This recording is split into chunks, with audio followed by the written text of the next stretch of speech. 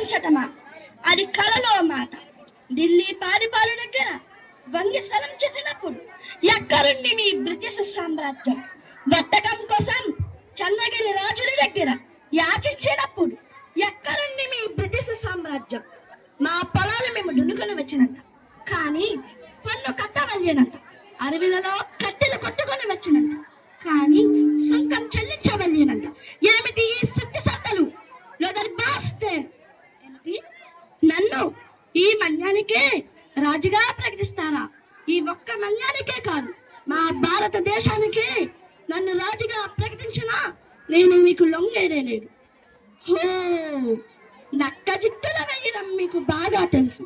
కాలే కొరుపులతో దొక్కలు ఎగిరేస్తూ బక్క చిక్కన నా ప్రజానికానికి కొరుపు నిండా తిండి లేకుండా చేసిన మీరు నన్ను ఈ మన్యానికే రాజుగా ప్రకటిస్తారా? మీరు నాకు నాగరికత నేర్పుతారా? మీ దేశంలో బట్ట కట్టడం చేతకాని రోజుల్లో ఇక్కడ పట్టు వస్త్రాలు నేశారు. మీ దేశంలో భాష లేనప్పుడు ఇక్కడ గణిత శాస్త్రం పుట్టింది. ఇక్కడ గాలి పవిత్రం, నీరు పవిత్రం, ప్రకృతి పవిత్రం, సమస్తం పవిత్రం. సమస్త వేదాలు పుట్టి పెరిగిన మా వేదభూమికి మీరు నాగరికత నేర్పుతారా?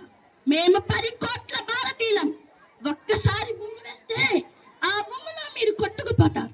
మీరు ఒక్క సీతారామరాజును చంపితే వేలాది సీతారామరాజులు పడతారు. విప్లవానికి ఖరీదు కట్టి నీలాంటి వాళ్ళ గుండెల్లో నిద్రపోతారు. నాలోన ఒక్కొక్క రక్త బిందువు ఒక్కొక్క సీతారామరాజై నిండు దేశాన్ని సర్వనాశనం చేస్తాను.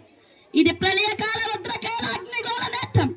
ఆ నేత్రం తెరవబడినా సముద్ర తరంగాల దాగి ఉన్న నీ బ్రిటిష్ సామ్రాజ్యం కోకట వేలుతో బొక్కున మార్చిమిస్చేస్తా. జాగ్రత్త.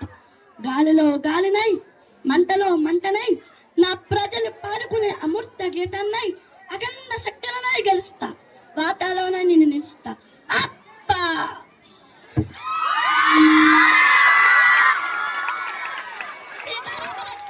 అనుకుంటున్నారా? చావలేదురా.